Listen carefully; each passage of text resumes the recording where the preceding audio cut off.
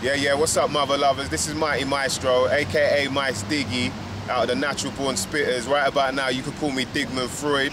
Giving a shout out to Blatantly Blunt TV, you mother lovers.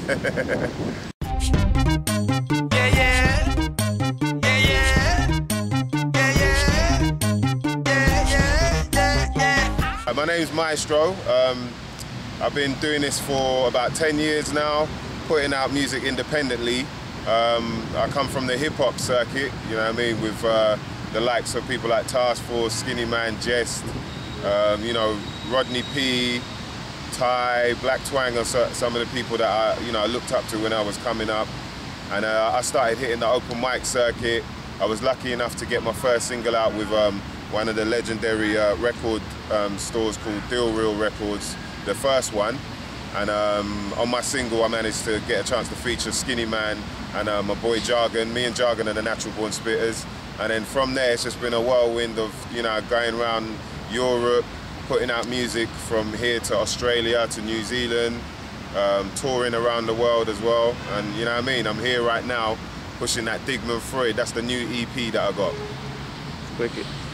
All right, so talk to me about the album and what sound can people expect, and how do you reckon your sound has developed over the last 10 years? All right, from the EP, you basically get the gist of that kind of sort of classic sound of hip hop. It's not necessarily like old school sounding. It's just more sort of more traditional in terms of like being sample based. You know what I mean? Them drums that keep your head nodding and all that. I think people might have been missing it a little bit, so I felt like giving some of that in. And it's basically like a feel-good EP, kind of helping people during, the situation that we're in right now with all, like, from the economy to just the way that, like, the corporate world is dealing with a lot of stuff. You could tell people aren't in the right frame of mind, you know what I mean? And I felt like maybe I could do something. Maybe these could be suggestions. Not like I'm trying to preach to you, tell you how you should live your life, but maybe think about things in a different way. So throughout the EP, I'm talking about stuff that everyone can relate to, but from a different angle or from a different point of view, and maybe help you have a different understanding, and that might help you along your way, you know what I mean? If it ain't life or death, don't worry about it, you know what I mean? Wicked. All right, so the lead single of that is Around My Way, yeah, which you shot a video for and that. What inspired you to write that, and how did you get involved with Swerve on that? I'll tell you what, usually I might have, like, I make up ideas as I'm going along throughout the day, like I'm always thinking of different concepts or ideas of a track. And with that, I kind of had the idea of talking about my area, but without like doing, kind of doing it a bit different, making it a bit more fun, a bit more like enjoyable for people who might not want to always hear about, oh, yo, this is how hood my area is. You don't want to come around here, bruv. You know what I mean? We drink road juice all day, bruv. Road juice, you know what I mean? Like, I thought, yeah, let me try and flip it in a way. And then Swerve had sent me that beat. And I was like, you know what? This sounds like something that could work with it. And it just came about like that. I think my style developed, when I first was coming out, I was more like a sort of in your face, like ba ba ba ba ba, I was spitting, like, that's where the Natural Born Spitters thing came from. It's like trying to fit as many, punches in the verse, as well as like, the rhyme schemes and all that, which it kind of, for me, that just sounded cool. It sounds cool when you can rhyme a lot of words and make it sound natural, but I felt like I was always shouting, I might have been a bit too hungry in a sense. And then, so I think my development started through like learning to use, my natural voice rather than the shouting all the time, as well as like, sort of always tidying up the lyrics as I'm going along. Until I record it, I'll keep going back to it and trying to fix it up. So those are some of the things, but I won't let off all the secrets though, mother lovers. Wicked. All right, and who else can we expect production-wise from the EP? So you got Swerve on production for Around My Way. Then you got Jess, the legendary J Star, aka Billy Brimstone. You know what I mean? YNR Productions. He did the track called Blue Planet, and the rest of the EP is produced by DJ Flip.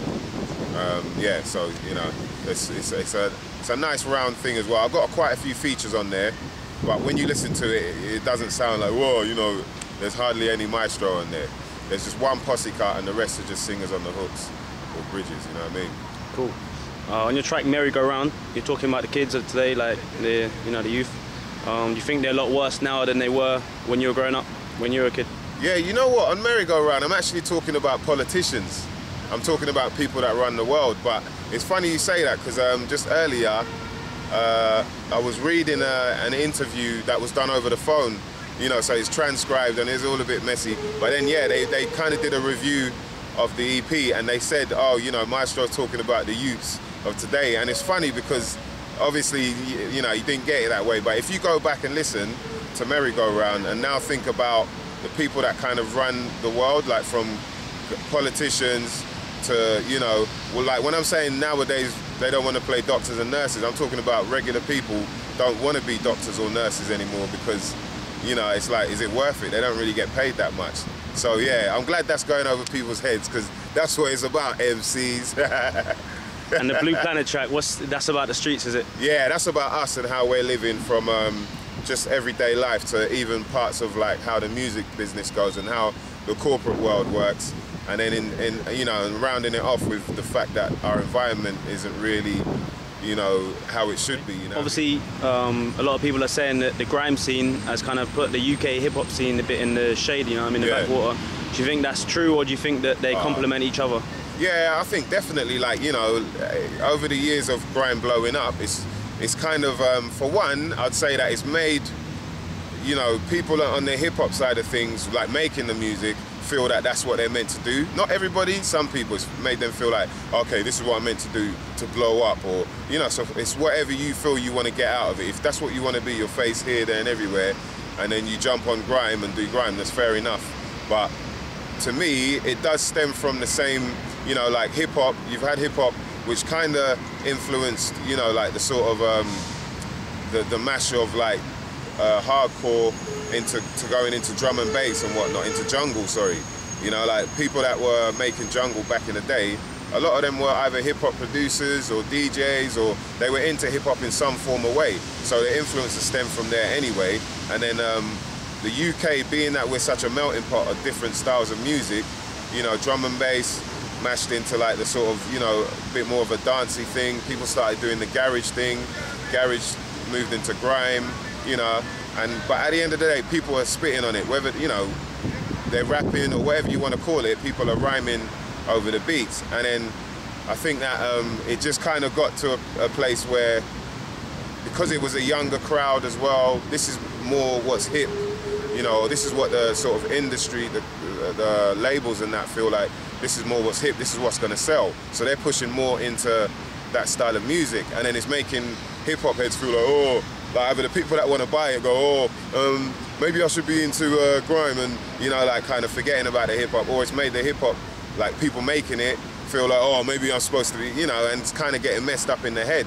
And I think that really what people should learn from the grime scene is that, you know, we need more character, we need people to be a bit more like extravagant with what they're doing, not everyone moaning about how hard it is and how life ain't, you know, all this whatever. People don't want to hear that, man. You know, look how them grime men are clashing here, there and everywhere all the time, and it's just business, it's nothing. The three fundamental philosophies of Sigmund Freud. Okay, if it ain't life or death, don't worry about it. Don't bother with waiting on what could go wrong, because when you worry, you're praying for what you don't want. Tomorrow's always a better day than today, as long as you make it that way. Yeah, what's up, mother lovers? This is Blatantly Blunt TV. I go by the name of Mystro at the Natural Born Spitters, aka Mice Diggy. About to give you a verse off the Sigmund Freud.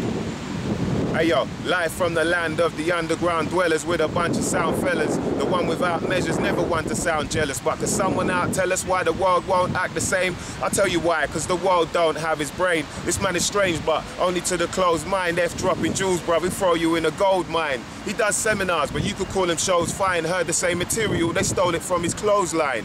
Toured frequently, but did more secretly. Trying to help the planet Earth live more equally. Shift thoughts that need to be switched more immediately. And slick talkers see the speech of slick talk, they need to preach. Plus incite those who want clearer vision. If you're not loving life, then you're not really living. Leave them so-called know-it-all kids annoyed when you follow these philosophies of Sigmund Freud. Yeah.